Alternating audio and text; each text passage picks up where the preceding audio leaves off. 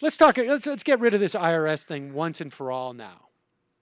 Because I had said from the very beginning that I did not perceive there to be any issue whatsoever with what the IRS did. And I disagreed with President Obama coming out and saying, well, the IRS did wrong here. Look,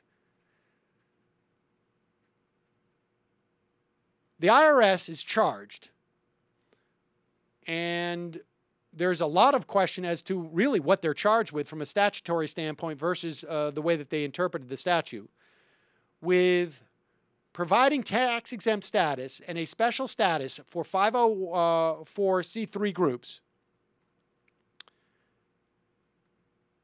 that allow them to have anonymous donors. They got a lot of applicants for this following the Citizens United decision. They needed a way of saying we have no capacity to provide enough scrutiny of all these applications. We need to use keywords to basically sort them out, to determine whether or not they are primarily or exclusively involved in electioneering, or I should say social welfare. They need to be primarily involved in social welfare. The statute actually says more or less exclusively involved in social welfare. They interpret it as primarily. Leave that aside for a moment. What the IRS supposedly did was they looked for certain keywords. Tea Party, Patriots, we were told. These were the only keywords that they used. And it was, they were using people's political ideology to give them more scrutiny into their applications. They never rejected any of those applications. This is at a time when the Tea Party was running a lot of campaigns.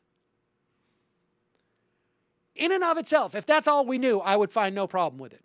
But at the time we knew that those applications that they scrutinized were using those keywords or provided extra scrutiny for, because they scrutinized all these applications. This is not the IRS going out and seeking out people. It is applications that come into them, applications that were opt-in applications. There was another procedure in which you could establish this tax-exempt status after the fact. At that time, we knew that they had examined 300 applications under this more higher level of scrutiny. But we only knew about 25 or 50 that were caught up in those search terms. Well, now we know why we only knew about 25 or 50 of those groups.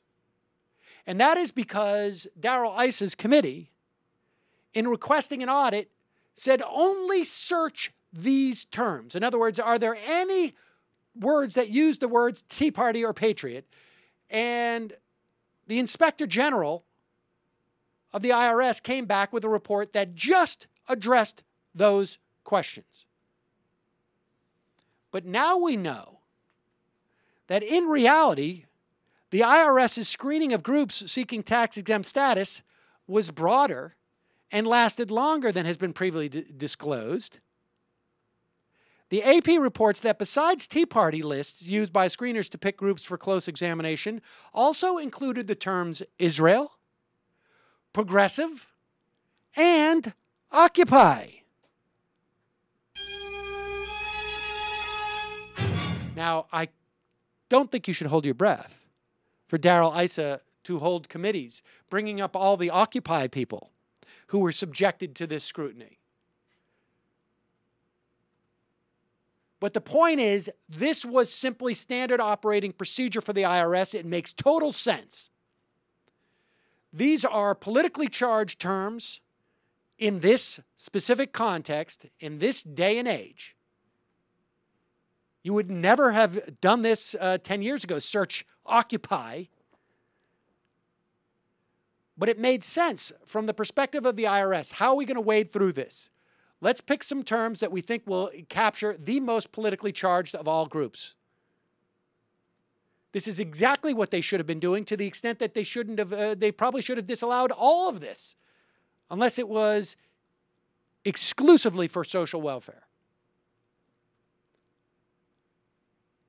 And so this non-scandal dies a slow and dragged out, but now immediate death. I hope we never, ever, ever say the words IRS scandal again. And I imagine we won't, because Darrell Issa doesn't want to embarrass himself any more than it is. But this was just pathetic from the get-go. And frankly, the corporate media should have been on this more, except for they love the salaciousness of the idea that the jackbooted thugs were coming after you. It's just a joke. It's been a joke from day one.